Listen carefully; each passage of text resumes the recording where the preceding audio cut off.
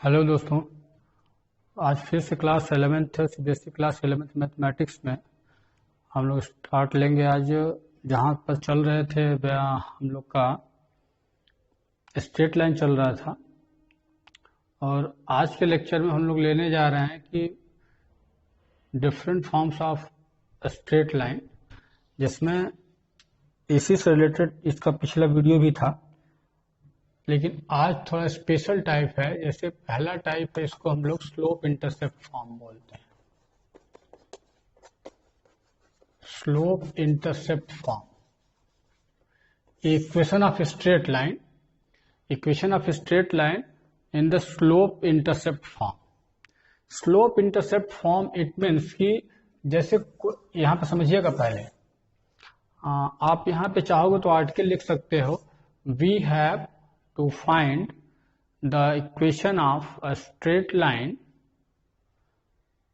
which having small m be the slope of a straight line and cuts the distance small c on y-axis। Okay, ऐसे line का equation चाहिए जिसका slope small M ये given होगा, slope M given होगा, और Y axis पे intercept सी given है। दो चीजें हमें दी गई हैं केवल, इसी को हम लोग slope intercept form. Slope means ये एम हो गया, इंटरसेप्ट मीन्स ये सी हो गया। लेकिन ध्यान रहे कि ये सी जो है ये वाई एक्सिस पे इंटरसेप्ट करना है। वाई एक्सिस पे कितना इंटरसेप्ट करा वो दिया है और इसका स्लोप दिया है। जैसे यहाँ हेडिंग डाल के यहाँ आर्टिकल आपको लिखना है। अभी मैंने जो बोला फिर से सुन लीजिए, we have to find the equation of a straight line having slope small m and intercept the distance small c on y axis. बस इतना लिख के अब मेरी बात सुनो। फिगर ये बनाने के बाद, चलो मान लीजिए मैंने ऐसे ड्रॉ कर दिया, हमको इसका इक्वेशन चाहिए, तो इसकी वैल्यू एम ये दी गई है, और ये जो इंटरसेप्ट वाई एक्सिस पे इसको सी बोला गया है, ये है वाई एक्सिस पे इंटरसेप्ट। बस ये दो चीजें गिवन में है। समझ में आ गई मेरी बात? ठीक है, तो इसका इक्वेशन क्या होगा? देखो बिल्कुल इजी है, आप जरा सुनो ध्यान से। आप अच्छा ये बताओ कि इस लाइन का स्लोप तो दे ही दिया गया है, ये जो सी दिया हुआ है, अगर इस पॉइंट को आप चेक करो तो इस पॉइंट का कोऑर्डिनेट हम कितना लिखें? जीरो सी नहीं लिख सकते हो? एक्स एक्सिस पे जीरो, वाई एक्सिस पे सी, तो इस पॉइंट को जीरो सी बोल सकते हो ना। और स्लोप दे ही दिया गया है, तो अभी अभी मैं इसके ठीक पिछले वीडियो में आपने देखा होगा कि equation of a straight line passing through one given point when m be the slope of that straight line, क्या था? y minus y one is equal to M x minus x one. इसको सीधे बोलते हैं कि equation of straight line passes through one given point but slope is given. तो इसमें भी तो स्लोप गिवन है और एक पॉइंट वो हमको मिल गया c, बस सब्स्टिट्यूट कर दो इसमें, तो y माइनस वाई वन के क्या लिखोगे? c m x minus x one के क्या लिखोगे? जीरो। फिर से सुन ले मेरी बात, इस पॉइंट को x1 y1 मानना है आपको। ये गिवन में था, लेकिन x1 y1 फार्मूले में डालो, तो ये y minus c is equal to M x minus zero. तो अब क्या हो जाएगा? y minus c is equal to M x and then y is equal to M x plus c. This is your answer. और इसको अच्छे से याद रखना, बड़ा इंपॉर्टेंट सेक्शन है, बहुत अच्छे से याद रखना, क्योंकि ये क्या है? y is equal to M x is equation of straight line having slope small m and see the intercept by the straight line on y axis। समझ में आ गया ना? ये y equal to M x plus C, इसको slope form of equation कहते हैं, slope form of straight line equation. बड़ा famous equation y equal to M x plus C. But हमेशा ये जानना कि हाँ m और c कांस्टेंट टर्म है। m जो है यहाँ पे स्लोप है, ये स्ट्रेट लाइन का स्लोप है, और c है इंटरसेप्ट ऑन वाई एक्सिस। ये वाई एक्सिस पे इंटरसेप्ट होगा। ये दो पॉइंट्स याद रखना, एम और सी है क्या, समझ गए? अब देखो, अब मैं आपको डिफरेंट इक्वेशंस मैं समझा दे रहा हूं क्या करोगे, जैसे देखो थोड़ा छोटा छोटा एग्जांपल्स, मान लो हमें ऐसे इक्वेशन चाहिए स्ट्रेट लाइन का, ये स्ट्रेट लाइन का इक्वेशन चाहिए, ठीक है। इसमें ये बोल रहा है कि अगर ये एंगल 30 डिग्री है और ये पॉइंट है 03 पॉइंट है, तो इसका इक्वेशन हमको चाहिए। तो अभी अभी आप जानते हो 30 डिग्री का मतलब इसका स्लोप तुम निकाल सकते हो कैसे, लेकिन ये अगर 30 डिग्री है तो स्लोप का मतलब ये एंगल हमको चाहिए, 30 में से ये 150 हो जाएगा ना, तो m की वैल्यू ये आ जाएगी tan 150, और tan 150 की वैल्यू दोस्तों कितनी होती है, -1/√3 होती है, ठीक है। m निकल गया, और ये c की वैल्यू जानते हो क्या है, y एक्सिस पे इंटरसेप्ट कर, ये डिस्टेंस केवल 3 है, ये तो ये m और c मिल गया ना। Then using formula y = mx + c, ये इक्वेशन ऑफ स्ट्रेट लाइन बता देगा। तो m की वैल्यू -1/√3x + 3 हो गया। अब √3 का मल्टीप्लाई दोनों साइड में कर दो, तो ये √3y = -x + 3√3, √3 का मल्टीप्लाइंग बोथ साइड कर दो, और इसके बाद x को इधर ले लो, तो ये हो जाएगा x + √3y = 3√3, ये इक्वेशन हो गया equation of this straight line.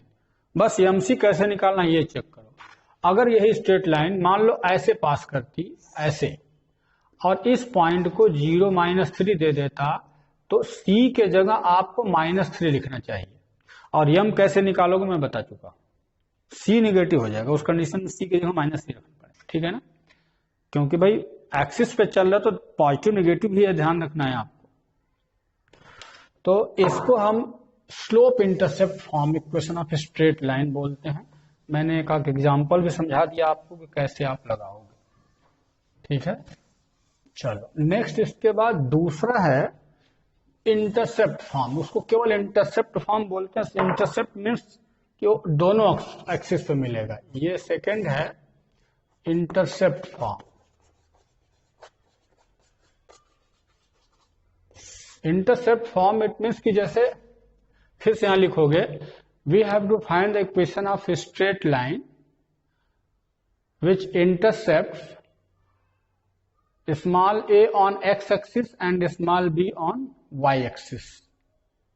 Listen again, यहां लिखना है आपको heading, we have to find the equation of straight line which intercept small a on x axis and small b on y axis। मतलब अगर हमारे पास ये एक्सिस है और एक स्ट्रेट लाइन है, ऐसे मान लो हम पास कर दिए, कह रहा है कि एक्स एक्सिस पे ए डिस्टेंस कवर करता है और वाई एक्सिस पे बी डिस्टेंस कवर करता है, तो इसका इक्वेशन क्या होगा, इसको हम इंटरसेप्ट फॉर्म बोलते हैं। हमको इस लाइन का इक्वेशन कैसे फाइंड करेंगे, एक्स एक्सिस पे ए डिस्टेंस और वाई एक्सिस पे बी डिस्टेंस कवर करता है, तो कैसे फाइंड करोगे।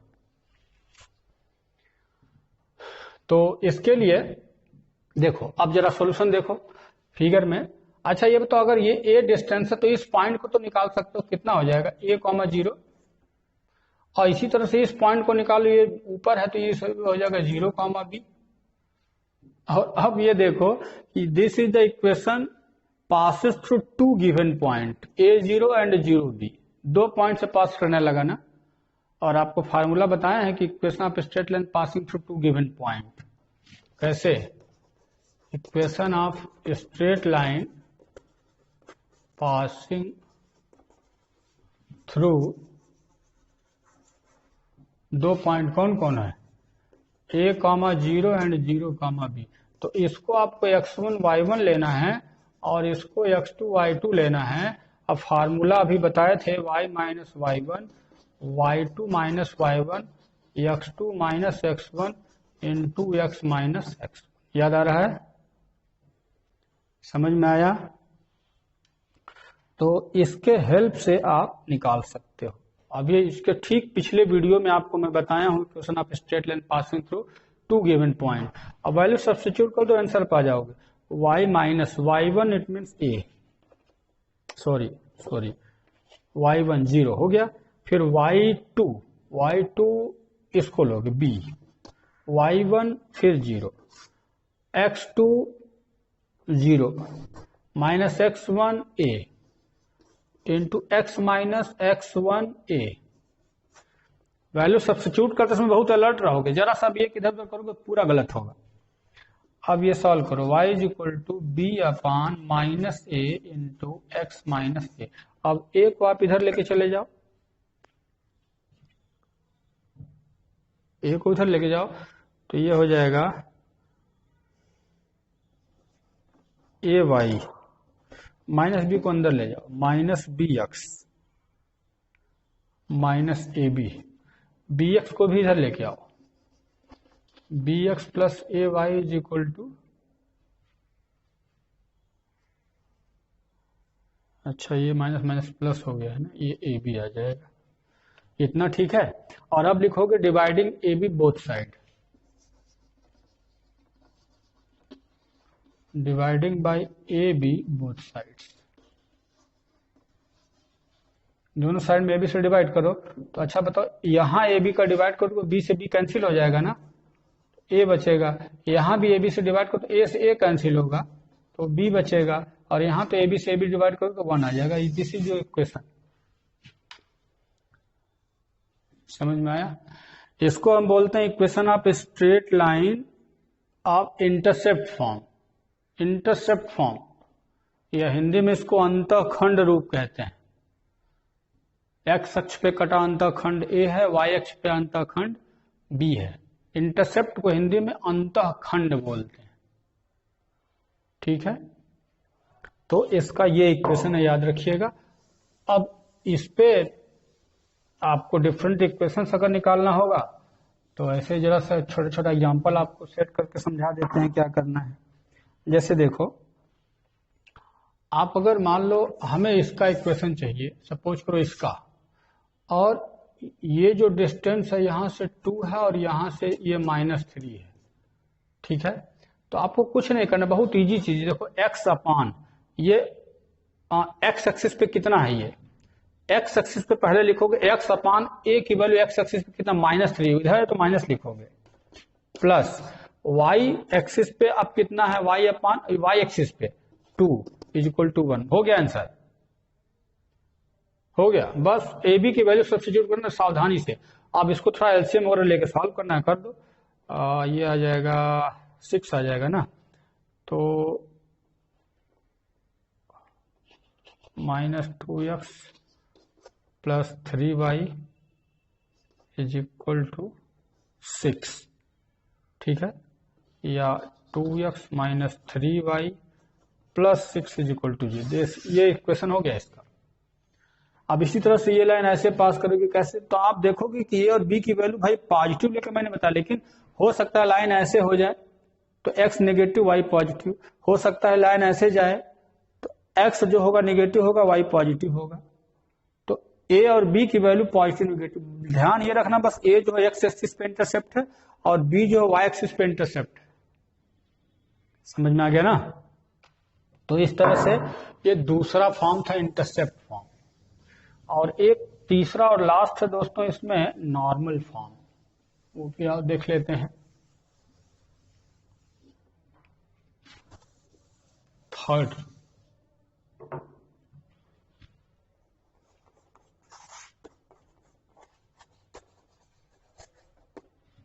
नॉर्मल फॉर्म,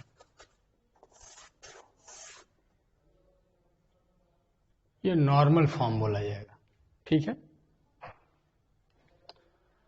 देखो नॉर्मल फॉर्म में है क्या, पहले ये जानो कि हमें जो इक्वेशन ऑफ स्ट्रेट लाइन चाहिए, ये सपोज करो कि इस स्ट्रेट लाइन का इक्वेशन हमको चाहिए, सपोज दैट, लेकिन शर्त है कि ओरिजिन से इस पर परपेंडिकुलर डाला गया है और इसको P बोला गया है, और ये जो नॉर्मल लाइन है ये एक्स एक्सिस के साथ अल्फा एंगल फॉर्म, बस इतना गिवन में है ये।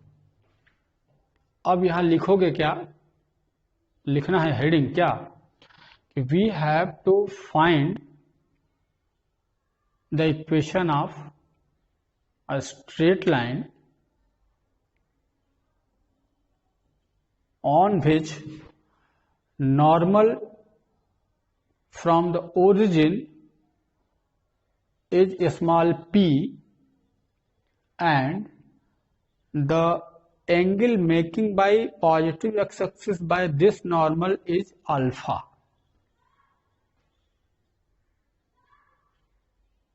ठीक है, आप इसको समझ जाइए कि हमको इस इक्वेशन लाइन, इस लाइन का इक्वेशन चाहिए, लेकिन दिया क्या है, ओरिजिन से नॉर्मल कितना है ये देगा P, और इस नॉर्मल द्वारा एक्स एक्सिस के साथ एंगल कितना फॉर्म हो रहा है वो अल्फा है। ये अल्फा ध्यान रखिएगा, ये लाइन का एंगल नहीं है, ये नॉर्मल लाइन का एंगल है पॉजिटिव एक्स एक्सिस के।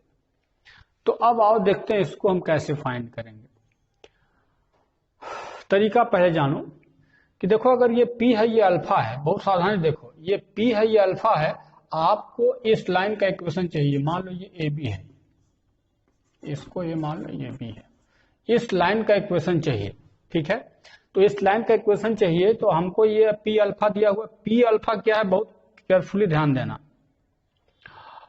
तो अब देखो यहां पे P अल्फा दिया, आप सोचो कि किसी तरह से ये निकाल सकते हो क्या? अगर ये निकल गया, अगर ये निकल गया तो स्लोप ऑन एक्स एक्सिस आप निकाल लिए, समझ गए? Sorry, intercept on x axis निकल जाएगा।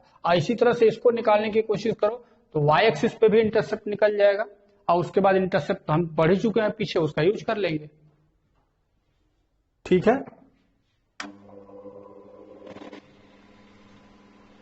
तो चलो सबसे पहले कोशिश ये करते हैं कि इस ट्रायंगल के लिए इसको यम मानते हैं, और इस ट्रायंगल में हम लगाने जा रहे हैं, ये इसके लिए हाइपोटेनस होगा, तो ये बेस होगा, तो बेस और हाइपोटेनस, तो कॉस अल्फा का यूज करते हैं उस ट्रायंगल में।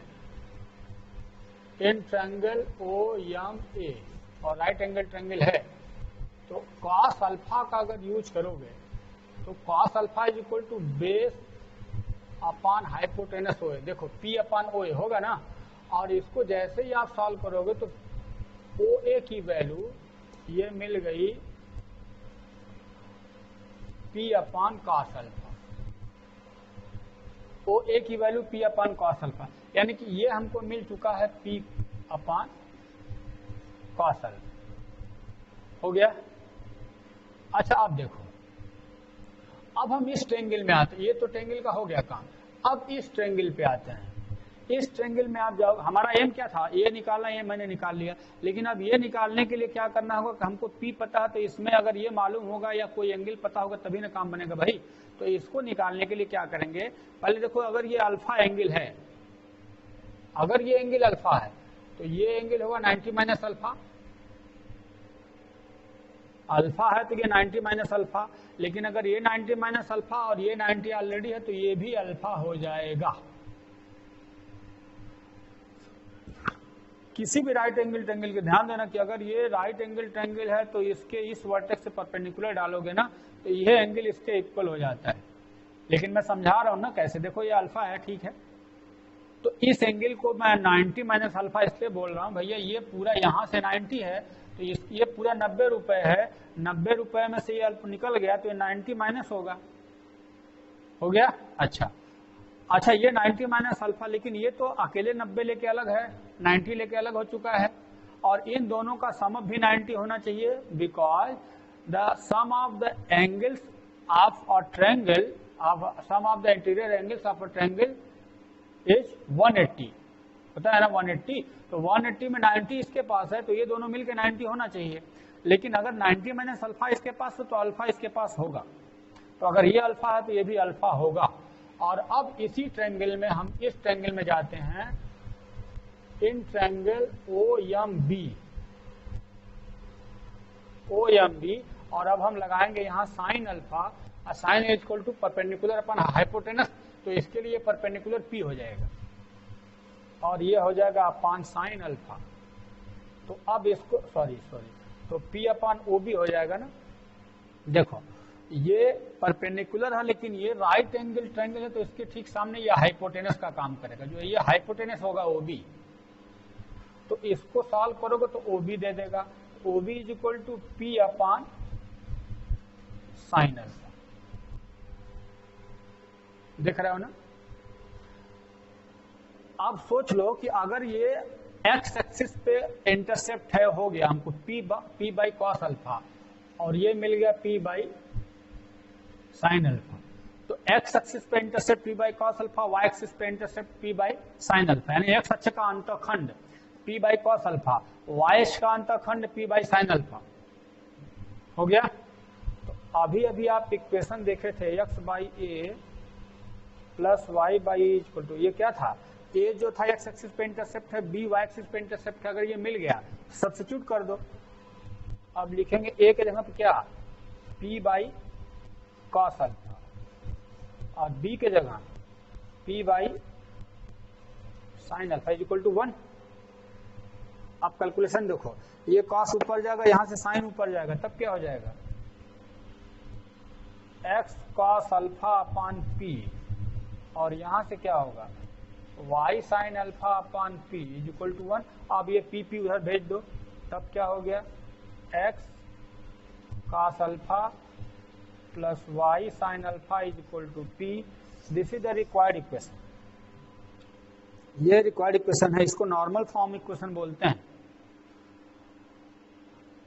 मैंने तो डिटेल समझाया, लेकिन रटना है आपको तो क्या करोगे, x cos alpha plus y sine alpha is equal to p, लेकिन अल्फा पी बस जानो क्या है, कि अल्फा क्या है, पी क्या है, यही अच्छे से जानना है आपको। पी जो है ओरिजिन से परपेंडिकुलर लेंथ है, ओरिजिन से लाइन पर परपेंडिकुलर लेंथ है ये। और अल्फा, अल्फा ध्यान रखना कि जो नॉर्मल आप डाले हो, ये कितना एंगल फॉर्म करती है एक्स एक्सिस से, वो अल्फा है। समझ में आ रहा है ना। अब जैसे ये याद रखोगे, अब जैसे कुछ क्वेश्चन आप जल्दी जल्दी चेक करो, मान लो हमको इसका इक्वेशन चाहिए नॉर्मल फॉर्म में, आप यहां से परपेंडिकुलर डालोगे, ये हमको एंगल चाहिए, और अल्फा जो चाहिए एक्स एक्सिस के साथ, ये हमें चाहिए, इसको अल्फा माना, एक्यूट एंगल ही हम लोग लेंगे, तो इसको अल्फा मानेंगे हम लोग, इससे मतलब है, समझ रहे हो ना। अगर ये P है तो अल्फा की वैल्यू हमको ये लेनी पड़ेगी। इसी तरह से अगर ये स्ट्रेट लाइन ऐसे है, परपेंडिकुलर डालोगे, तो इसमें जानते हो अब जो है अल्फा आप ये ले लो और ये P हो जाएगा। अब आपको निकालना पड़ेगा कैसा दिया हुआ क्वेश्चन, ये क्वेश्चन पर डिपेंड करता है, ये क्वेश्चन बताएगा कि कैसे कैसे ले रहा है।